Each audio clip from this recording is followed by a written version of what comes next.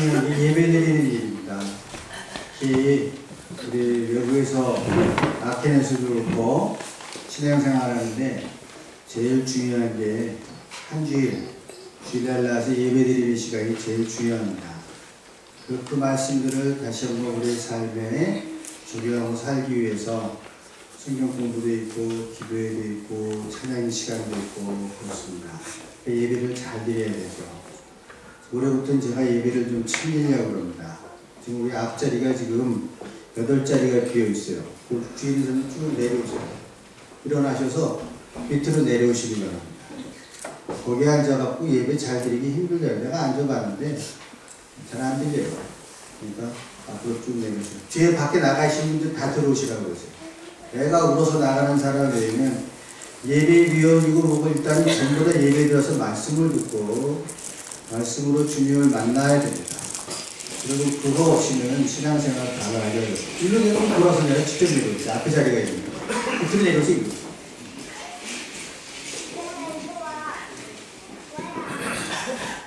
괜찮으니까 밑으로 그냥 내려오세요. 뭐 돌아 내려와. கொஞ்சம் 내려오세요. 그 밖에 누가 있어요? 김현주 주사님 밖에 누가 있어요? 전부 들어오라고 그러세요. 문 열고. 특별히 애기 때문에 애기가 울어서 나가는 사람 외에는 다 들어오셔야 되고 또 그 주에 예배위원들도 예배가 끝나면 시작하면 일단은 다 안으로 들어오셔서 예배를 드려야 됩니다. 예배위원이 안내만 하고 자기가 못 들으면 됩니다. 그렇죠? 밖에 다 들어왔어요? 네. 한주 예배가 진짜 중요하거든요. 예배를 드리다가 변화되고 도전받고 인생이 변하는 일이 비일비재합니다. 근데 뭐 이번 주 아니면 다음 주에 또 들을 거니까 무슨 구두자처럼 생각하시는데 구주에 먹을 말은 구주에 있습니다. 만나처럼 그날 먹으면 끝이에요. 다음 주에 다시 못 들어요. 요즘 뭐 인터넷이 좋아갖고 못 들으면 인터넷으로 듣는다고 하는데 내가 인터넷 들어가 봤는데 그거 보는 사람 별로 없더라고. 다시 보는 사람 보니까 너댓 명 있어. 분명히 그 인터넷을 보면서 다시 설교를 듣는 건 아니에요. 제가 한번 들어봤는데요. 내가 듣기도 힘들어. 여기 앉아서 예배 드릴 때는 괜찮은데 인터넷을 틀어놓고 30분을 그 설교를 들으려니까 그것도 쉬운 일이 아니더라고요. 30분 내내 그거 틀어놓고 설교 들을 사람은 별로 없어요. 이 시간이 제일 중요한 거예요. 제가 한 달에 한 번쯤은 제가 제 설교를 들어요. 피드백을 해야 되기 때문에 저렇게 하면 안 되겠다. 저건 좀 잘못했구나. 늘 체크업을 하는데 그게 얼마나 힘든지 몰라요.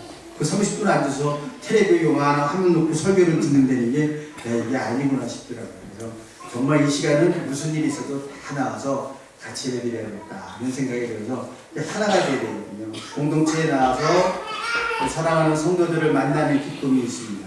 또 하나는 예배 시간에 주님의 말씀과 주님을 만나는 기쁨이 있어야 됩니다. 내가 섬기는 그 주님을 이렇게 만나는구나. 요즘 포스타를 앞두고 이제 조장들을 훈련시켜야 되기 때문에 조장 교재를 이렇게 만들면서 하는데 이번에 포스타 주제가 다시 복음으로예요.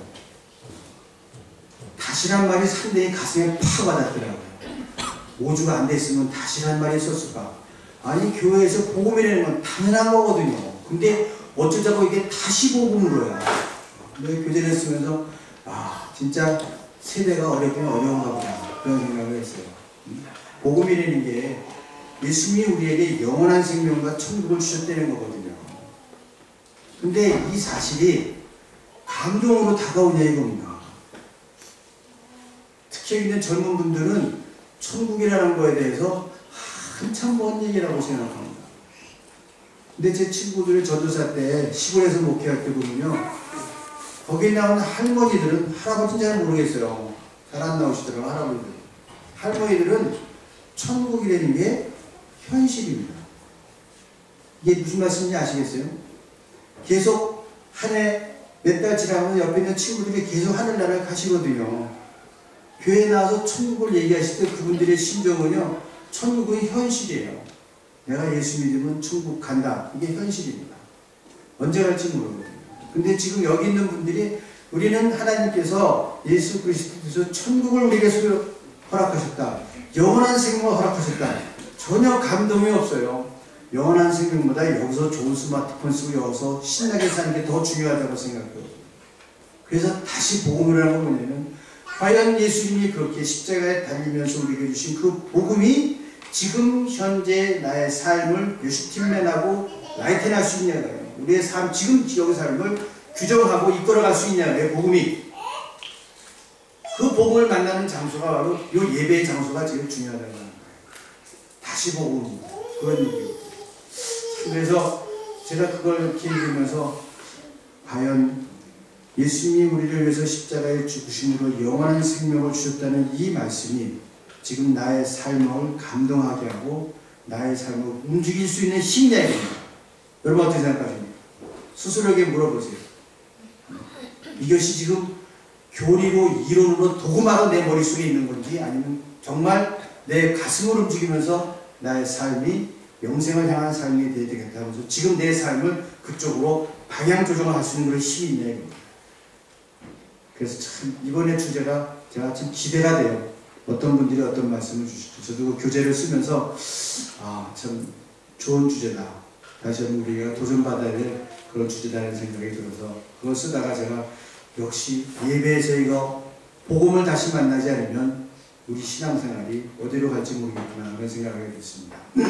어저께 여러분이 아시는 것처럼 뭐 축구에 관심이 있는 분들은 한국의 축구가 결승전에 올라가서 준우승을 했습니다. 저는 뭐 경기는 보지 못했는데 아주 드라마틱했더라고요. 전반전에 1대0으로 저하고 질질 끌려가다가 후반전 다 끝나고 인정이 타임 3분 남겨놓고 역시 그 손흥민이 또 하나 집어넣었고 동점을 해서 연장전을 갔어요. 결국 또 한 골을 먹어서 지긴 했습니다만은 뭐 후회 없는 게임이었다고 그러더라고요. 뭐 홈그라운드니까 호주가 그런 것도 있었고. 그걸 보면 축구를 보면 어디나 그 스타 플레이어가 있습니다. 제일 결정적인 게 월드컵 할 때 브라질의 스타 플레이어 한두 명 빠지니까 그냥 보셨죠? 저 밥 먹으면서 그 축구를 보러 갔는데 하나 둘 셋까지는 내가 뭐 그래도 뭐 하여튼 7골 들어가니까 더 이상 보고 싶지가 않더라고요. 이게 축구인지 농구인지 그게 스타 플레이어 하나 없어갖고 그렇게 벌어지더라고요. 그래서 야, 이 축구에서 이 스타 플레이어가 이게 중요하구나. 여러분이 알겠죠? 박지성 선수도 아시잖아요. 근데 그 스타 플레이어들을 보면은 그 선수를 알아보고 픽업해서 키워준 사람이 꼭 있잖아요. 히딩크가 키운 거 아니에요. 그래서 박지성은 딱 보고 그러면 아무도 그걸 주목하지 않았는데 근데 그 사람이 알아보고 인도해주고 키워줬거든요. 제 동기였던 김재박이라는 선수가 있습니다. 야구 좋아하시는 분은 아시겠지만 고등학교 졸업할 때 아무 대학에서도 안 받아요. 실업팀 대학 아무 데서 안 받아줬어요. 그래갖고 뭐 영남대학교 지방에 갔는데 그 감독한 사람이 걔를 봤어요. 그래서 그걸 받아가고 키웠는데 나중에 뭐 대선수가 되었죠. 근데 그걸 보고 알아보고 키워주는 사람이 있거든요. 그 가끔 그런 생각이 들어요. 야, 누군가 우리의 삶을 좀 이렇게 도와주고 이걸 가장 정확한 방향으로 이끌어주는 사람이 있으면 좋겠다. 그런 생각을 할 때가 있거든요. 축구 선수들도 그 감독을 못 만났으면 그냥 무명의 선수로 끝나는 거였는데 세계적인 선수가 되었거든요. 딱 그 한 사람이 봐주고 끌어줬다고 하는 것입니다. 세상을 혼자 판단하면서 살기에는 너무 복잡하고 힘듭니다. 그래서 사람들은 그 삶의 언저리에서 어디로 가야 할지 결정을 내려야 할지 서성거리고 있을 때가 참 많습니다. 여러분들도 저도 어쩌면 여러 가지 인생의 문제들과 결정해야 될 그런 문제 앞에서 서성거리고 있는 사람들이라고 할 수가 있습니다. 정말 누군가가 탁 우리를 보고 내가 모르는 나의 장점, 내가 모르는 나의 특기까지 보고 나를 탁 보고 픽업해서 끌어줄 사람이 있다면 얼마나 좋을까. 정말 좋을 것 같아요. 그러니까 박지성이 히딩크 감독 그냥 아버지처럼 생각하잖아요. 전 그런 인도하시는 분이 있으면 좋겠다. 성경은 우리에게 그 인도하실 분을 분명하게 말씀하고 있습니다. 다만 우리가 그 길로 가지 않거나 만나지 않거나 만나려고 하지 않기 때문일 뿐이라고 하는 것입니다. 철저하게 신뢰하고 만나기를 원하면 충분히 그분이 우리를 도와주시고 우리를 지으신 그분이 우리를 인도해 주실 텐데 우리가 만나기를 꺼려하거나 불러도 대답 없는 그 일이며 하고 안 가거나 둘 중에 하나라고 하는 거죠. 자, 오늘 성경 말씀을 보면 마찬가지로 이렇게 소송되는 사람들이 있습니다. 그냥 할 일 없이 수송되고 있는 거예요. 어디를 해야 할지 뭐 해야 될지. 포도원 주인이 일꾼을 찾아서 나설 때까지 소송거리는 사람들이었습니다. 그래서 그 사람들을 몇 사람을 불러서 하루에 한 데나리온을 주겠다. 한 데나리온이 얼마냐면 장정 한 사람의 하루 품삯이에요. 독일로 계산하면 옛날엔 한 80에서 100마르크였고 지금 하면 80에서 100유로 정도 될 거예요. 그 정도 수준이라고 봅니다. 그 당시의 생활 수준에. 그래서 포도원으로 보냈어요. 그 다음에 뭐 9시에 가고 12시도 가보니까 여전히 빈둥거리는 사람이 있어갖고 그 사람들을 다 포도원으로 보냈습니다. 마지막으로 이제 5시에 갔어요. 6시면 파이어 번트죠? 일 끝나는 거예요. 그래서 5시에도 가보니까 사람들이 수성거리 있어서 너희들도 왜 이렇게 온전히 수성거리냐 그랬더니 자기를 불러주는 사람은 너희들 왜 이렇게 온종일 이렇게 일 없이 빈둥거리느냐. 여러분 이 얘기 어서 들어본 것 같지 않습니까? 나이 드신 분들 가운데에서 혹시 무슨 일이 생겼을 때 이런 말씀을 하는 나는 일생을 헛살았네. 그렇게 얘기하시는 거죠. 또는 유학 온 사람들 가운데 몇 년 지나고 난 다음에 뭘 했는지 모르겠어요. 그러신 분들 있죠. 독일어를 한다고 했는데 독일어를 잘하는 것도 아니고 공부를 한다고 했는데 끝난 것도 아니고 그런 거 하면 끝날 것 같지도 않고 그러면은 이래서 한 4, 5년, 6년 지나면 돌아보면서 뭘 했는지 모르겠어. 그런 거예요. 이 횟수를요. 저도 유학을 해봐서 알지만 횟수를 여기 가서 유학한 횟수를 한국에 있는 횟수로 따지면요. 기절할 때가 있다니까. 한 8년 공부하고 있는 전공을 2개를 해요. 한국에서는. 그래야 그래요. 4년제 재학을 2번 나온다고요. 법대도 한 번 나오고 상대도 한 번 나오고 그럴 수 있는 시간인데 8년을 했는데 독일어 끝나고 전공도 안 끝났어. 그러니 기가 막힌 거야. 돌아보면서 뭘 했는지 모르겠네요. 그런 얘기들을 합니다. 어쩌면 이 사람들도 나름대로 이런저런 일을 해보려고 했지만 결과가 신통치 않았을 수도 있습니다. 힘들었지만 열심히 살았다든지 큰 성공을 못했어도 보람있게 살았다든가 하면 좋겠지만 왠지 빈둥거렸다는 생각이 들 때가 있다는 것입니다. 포도원 주인이 이렇게 물었을 때 이 사람들의 대답이 그랬습니다. 아무도 우리에게 일을 시켜주지 않아서 이러고 있습니다. 오늘 여러분 이 말씀의 주제는 하나님의 나라입니다. 하늘나라는 일꾼을 고용하려는 포도원 주인을 같다 그랬어요.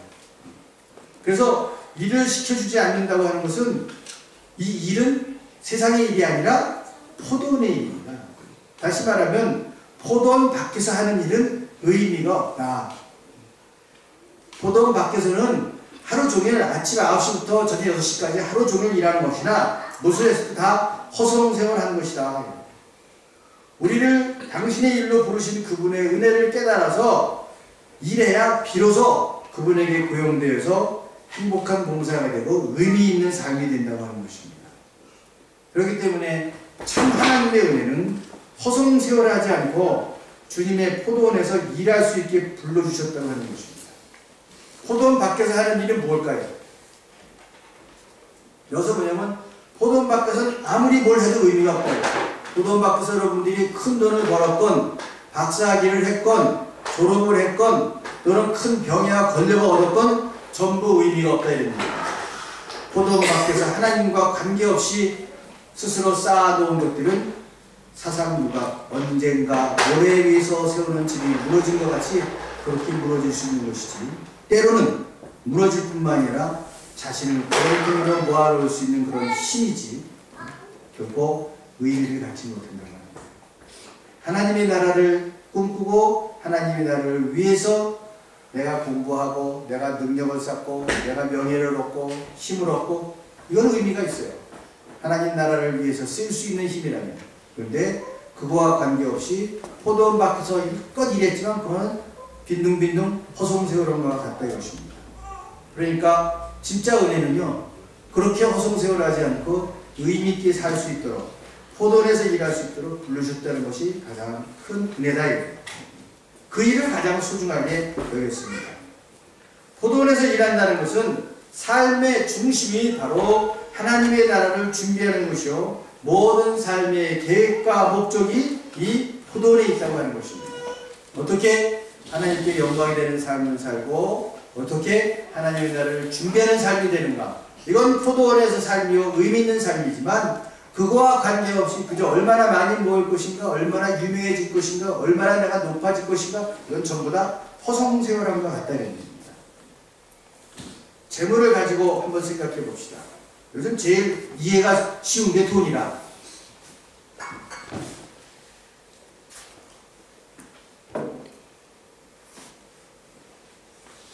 요즘 뭐 돈 때문에 사람 목숨도 왔다 갔다 하고 그러더라고요. 한국에서요, 이런 설문조사를 한 적이 있습니다. 10억을 준다면 10억이 얼마쯤 되는 문제인지 아시나? 이거 만져봤어야지. 물론 뭐 아파트 타는 사람들이야 10억 50개 보일지 모르지만 10억이면 한국에서 렌트를 받으면서 노후를 풍요하게 살 수 있다고 하는 액수라고, 그게 10억이라고. 그러면 부족함 없이 살 수 있을 때요, 죽을 때까지. 거기서 나오는 이자라든가 이런 거 10억을 가지고. 그래서 10억을 정한 것 같아. 10억을 준다면 가족과 친척과 친부 관계를 끊겠느냐. 그런 관계를 딱 끊고 10억 준다면 내가 하라는 곳에 가서 살 수 있겠냐. 여러분 스스로 물어보십시오. 10억을 준다면 가족 관계를 끊어야 돼. 친구 관계도 끊고. 몇 퍼센트가 대답했을까요? 몇 퍼센트 했을 것 같아요, 한국에서. 10억을 준다면 가족과 친구 관계를 끊고 난 내가 살겠네. 감이 안 잡혀요. 78%가 그렇게 하겠다 그랬어요. 뭐 웃을 거 없어요. 이게 우리들의 현주소야. 뭐 독일 사람들 앉아있나? 그럼 한국 사람들. 이게 우리들의 현주소. 야, 그러니까 주위에서 10억 벌겠다는 사람이 있으면 조심해야 돼. 이런 사람들은 모든 걸 버리고라도 할 사람들이에요. 10억이 쉽겠어요. 어느 재벌의 아들이, 이 원래 재벌 1세들은 애써서 돈을 벌잖아요. 참 수고하고 정말 자수성가하고 못 먹고 있는 돈을 벌잖아요. 그럼 재벌 2세는 아버지가 어머니가 그거 한 것을 봤기 때문에 어릴 때 봤거든요. 그래서 그 재벌을 잘 지킨대요. 문제는 재벌 3세. 재벌 3세는 낳을 때부터 이제 금숟가락 물고 낳았다고 그러지. 그런 걸 몰라. 날 때부터 원래 세상에 그런 줄 알아. 그래서 재벌의 문제가 전부 3세에서 생깁니다.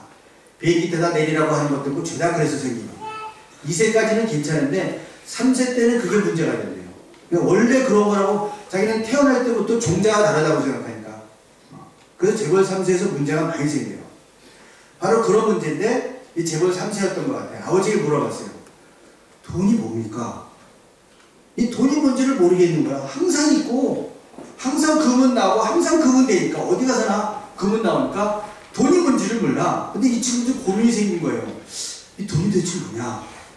다 살 수 있는 것 같은데 뭔가 안 되는 것도 있잖아요. 이게 돈의 실체가 뭘까? 그러니까 아버지가 유리쪽을 갖고 와서 이만한 시작해서 이렇게 창문까지 놓더래요. 그래서 그러니까 뭐 보이냐 했더니 지나가는 차 사람들이 다 보이잖아요. 그 뒤에다가 100유로짜리 딱 붙였어. 뭐가 보이냐 했더니 돈밖에 안 보이지 뭐. 그래서 그 아버지를 가르쳐 주신 거예요. 돈을 모으려는 사람들은 돈에 눈이 머는 경우가 많다. 돈에 눈이 멀게 되면 세상에 장님이 된다. 돈 빼고는 잃는 것이 너무 많다. 그 치명적인 돈의 흠으로부터 벗어나려면 돈 버는 것과 나눠먹는 것에 두 눈을 돌려야 된다. 이걸 가르쳤어요. 그렇게 가르쳤더라고요. 유리창을 놓고 돈을 딱 가리니까 아무것도 안 보여. 돈밖에 안 보이잖아. 돈에 눈이 멀면 세상에 눈이 멀다는 거예요. 벗어나려면 돈을 버는 것과 남는 것에 두 눈을 돌려야 된다. 그렇지 않으면 결국은 돈 때문에 너는 장님이 되고 말 거예요. 장님이 되는 건 뭐예요? 사람의 가치, 세상의 가치, 아름다움의 가치, 사랑의 가치 다 잃어버립니다. 그야말로 불쌍한 사람이 됩니다. 그렇기 때문에 포도원 밖에서 그냥 재물을 모은다고 하는 것, 포도원 밖에서 그냥 힘을 쌓는다고 하는 것, 그 오히려 자기를 망치거나 허송세월하는 것 같다. 그런 얘기입니다. 자, 미국에서 보면 그런 유명한 사람들이 많은데, 워너메이커라는 사람들이 여러분들이 아마 설교를 통해서 많이 들었을 텐데, 저도 한번 조사를 해보니까 아버지는 가난한 그 벽돌 공장의 기술자였습니다. 그 자기도 어릴 때 그 벽돌 공장에서 일을 했어요. 근데 아주 참 순수한 마음으로 신앙생활을 하는데 교회를 건축하게 됐는데, 뭐 건축은 이제 건축 헌금을 거둬야 되잖아요. 그래서 목사님이 이제 헌금 설교라고 헌금을 공연했습니다. 이렇게 헌금을 해서 교회를 지읍시다. 참 교회에서 헌금 설교하는 게 힘들어요. 재정 바라보고 있으면 답답할 때가 많죠. 제가 여러분들에게 헌금을 얘기하지 않는 이유는, 헌금은 돈을 내는 게 아니에요. 마음을 내는 겁니다. 그때 그게 헌금 설교한다고 되는 게 아니에요. 우리가 마음이 하나님으로 향하고 하나님이 하시는 일, 하나님의 선교 이런 데 마음이 가면 헌금이 되는 거지만, 내라고 해서 억지로 무슨 작정헌금, 난 전세 하면 뭐 작정헌금이라는 건 참 황당하다고 생각해. 어떻게 그렇게 마음을 작정할 수가 있나. 하다 보면 은혜 받으면 그 마음이 움직이는 것이지. 사랑하는 사람에게 여러분 정말 사랑해 보세요. 다 주고 싶은 거예요. 진정한 사랑의 특징이 있습니다. 진정한 사랑은 항상 아쉬움이 남는다는 거예요. 더 주지 못해서 아쉬운 거예요. 정말로 사랑해 보세요. 여기 자녀 사랑하시는 분들이 얼마나 있습니까? 자식을 키우면서 야, 내가 해줄 만큼 다 해줬다. 야. 나만한 부모 있으면 나와보라고 그래. 그런 부모가 없어요. 부모는 항상 그때 내가 좀 어려워서 애들이 고생했지. 늘 더 해주지 못한 게 아쉬운 게 사랑입니다. 이게 진정한 사랑이에요. 하나님은 사랑도 마찬가지입니다. 헌금도 마찬가지예요. 진정한 사랑은 늘 더 주지 못한 아쉬움이 나는 겁니다. 이게 헌금이죠. 무슨 작정해서 내야 되고, 뭐 재정이 모자라서 내야 되고. 너는 뭐예요? 그럼 회비야.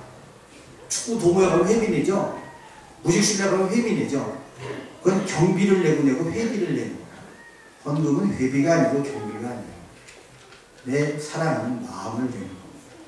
그렇기 때문에 제발 우리 교회는 헌금 갖고 얘기 같은 거 안 했으면 좋겠어요. 저도 모자라도 안 해요. 그냥 우리의 마음을 드린다고 생각하면서 하는 거예요.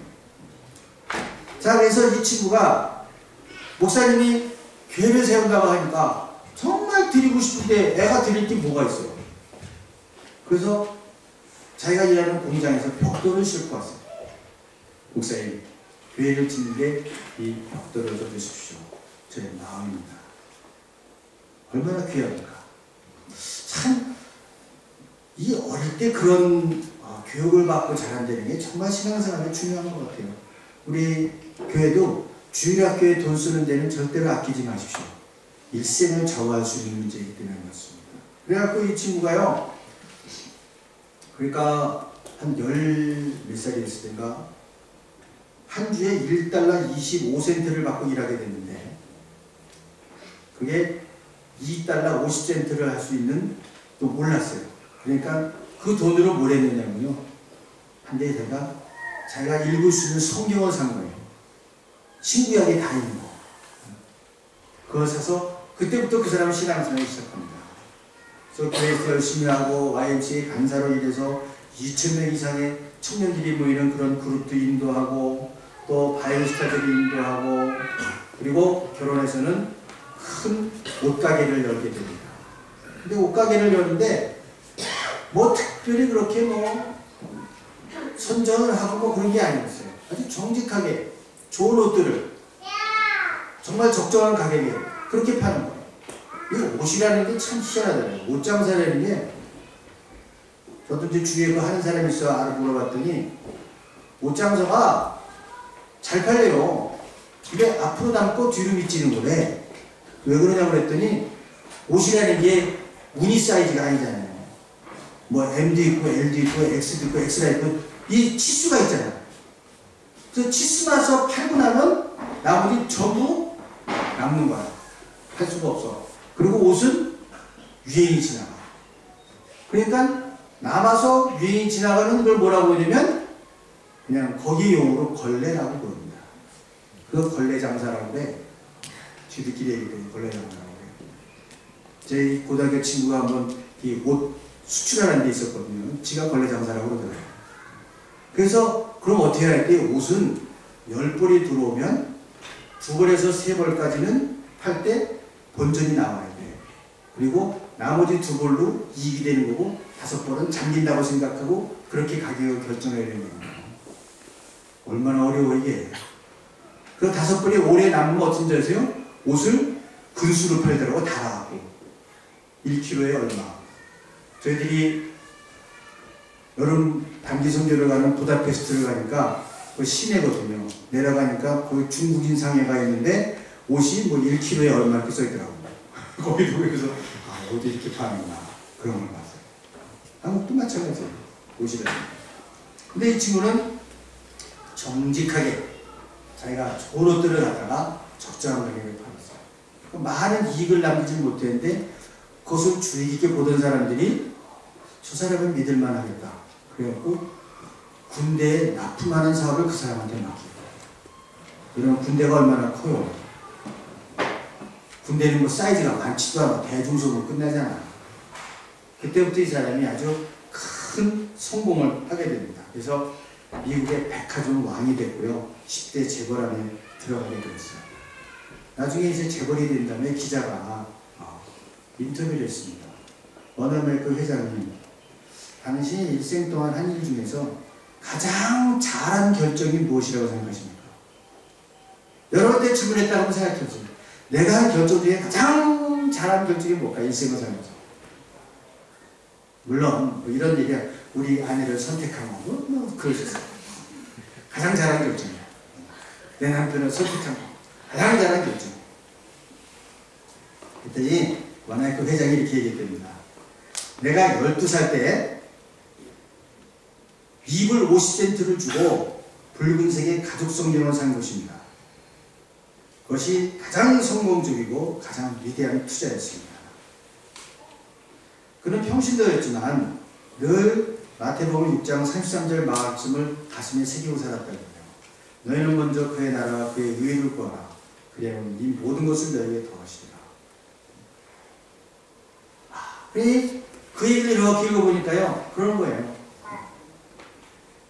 이 사람이 가난한 벽돌궁의 아들로 태어나서 미국 백화점의 왕으로 성경화까지 그의 삶을 인도하고 지켜주신 것이 예수 그리스도의 말씀과 경과 믿음이었다고 하는 것입니다.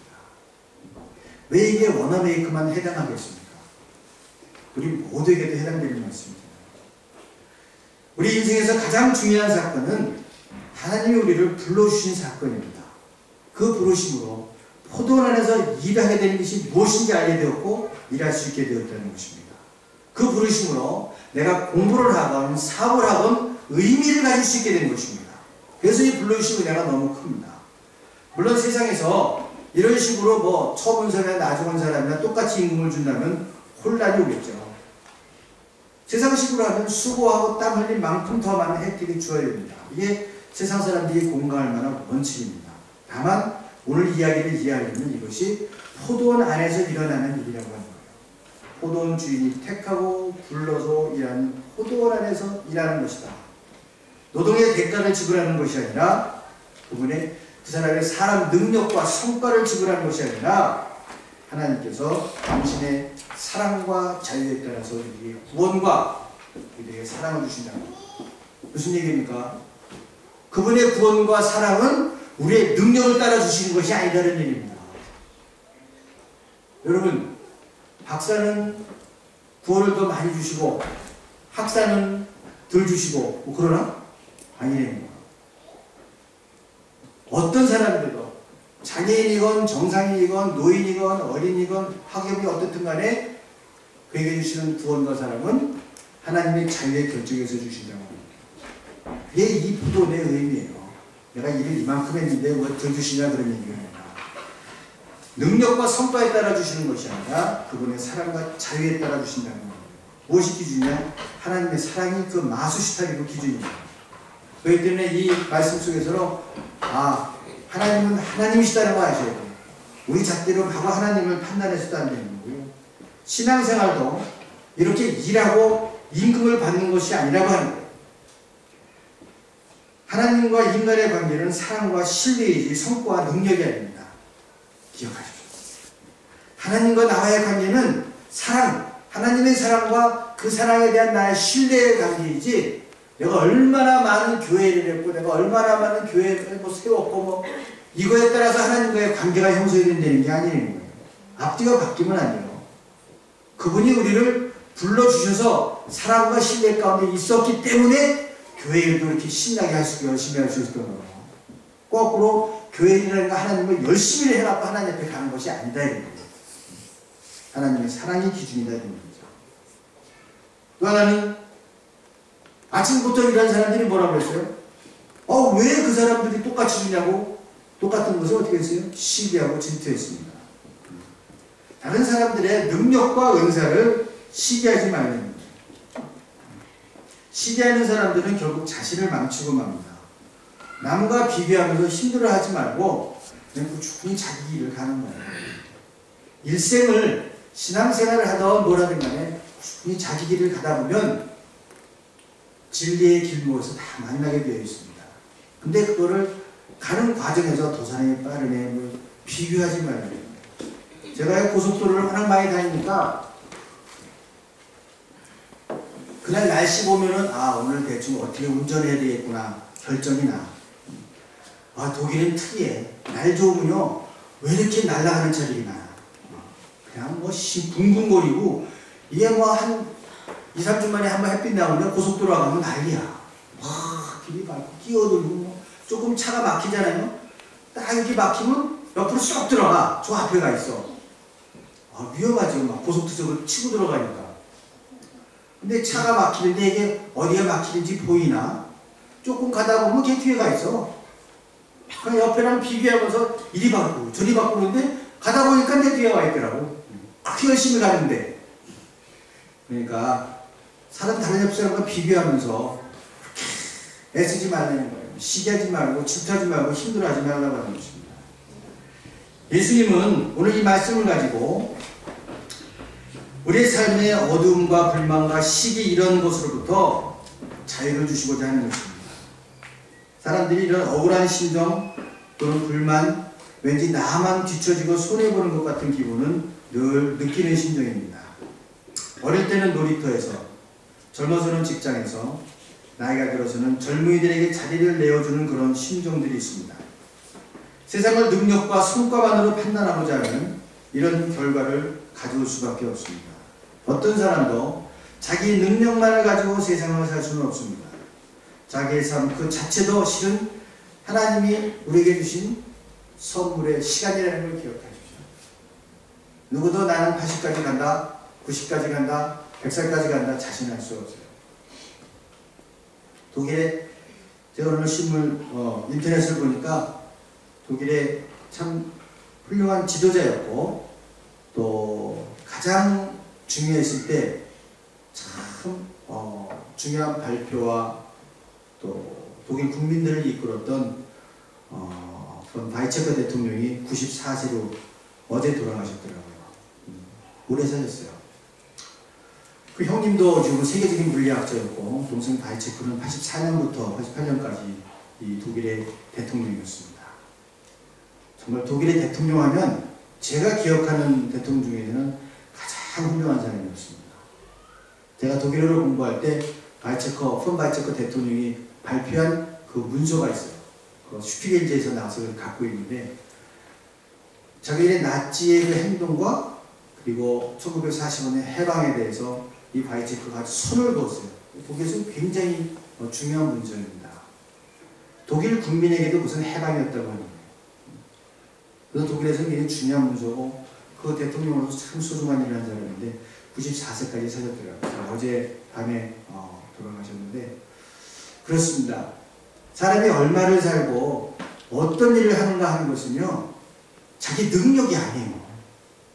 하나님이 시간 주셔야 되고요. 하나님이 능력 주셔야 되는 거예요. 주셔서 할 수 있는 거예요. 그 능력을 자기 것이라고 생각한 사람도 어리석은 사람이고 94년을 살았다고 그게 내 시간이었다고 생각하는 건 더 말도 안 되는 시간이에요. 그게 어떻게 자기가 살 수 있는 시간입니까? 사는 것도 하나님이 주시니까 사는 거죠. 하나님이 주신 선물로 주신 시간을 하나님이 선물로 주신 능력을 가지고 사는 거예요. 그 사람들이 겸손해야 되는 거예요. 그런데 이게 미움이 되고 시기가 되고 질투가 되면 안 된다는 것이죠. 세상에 전부 자기 힘으로만 살아야 된다면 얼마나 삭막하겠습니까? 세상에 힘 있는 사람도 있고요. 힘이 없는 사람도 있고요. 불구자도 있고요. 머리가 정말 기가 막히게 좋은 사람들도 있어요. 머리 좋은 사람 보면 진짜 야 진짜 무슨 달나라에서는 화성에서 온 것 같아요. 저도 머리가 나쁘진 않은데 진짜 좋은 사람들 얘기 들어보니까 참 신기하더라고요. 아, 참 기계가 좋구나. 이 컴퓨터가 달라. 칩이 다르더라고. 근데 그걸 어떡하겠어? 하나님께서 만드실 때 칩을 다른 걸 꼈는데 컴퓨터가 내 칩을 바꿔달라고 할 수는 없잖아. 진짜 그 멘사 클럽에 있는 사람들 제가 몇 분 아는데 그분들 이렇게 보면은요 진짜 기가 막히게 좋더라고요. 신기해. 이분들이 어느 정도까지 좋아지면 몸이 제가 피곤해지면요. 왜 여러분 이렇게 자동차 사고가 나면 천천히 시간이 가죠. 이렇게 날아갔다가 천천히 날아가는 것처럼 몸이 피곤해지면 그 현상이 온대요. 모든 게 천천히 가요. 그리고 샤워를 하면요 샤워 물방울 떨어지는 게 보이는 거예요. 이게 다 천천히 가요. 그 천천히 가는 시간 속에서 뭘 하고 남의 맷별을 할 수가 있겠죠. 그 사람이 행복하냐? 행복하지 않더라고요. 자살도 몇 번 하고 우선은 하여튼 그러니까 주신 능력을 갖고 주신 시간 속에서 하나님께 영광을 돌리려고 살아야 되지 그걸 가지고 자기 능력을 과시하거나 힘을 과시하려고 살면 포도원 밖에서 허송세월하는 시간이 된다고 하는 것입니다. 그래서 일찍 온 사람, 나중에 온 사람 불평하거나 경쟁할 일이 아닙니다. 그냥 다 주신 은혜 가운데 행복했습니다. 라고 고백할 수 있어야 되겠죠. 자, 그런데 맨 나중에 와갖고 한대내를 받은 사람들은 기분이 어떨까요?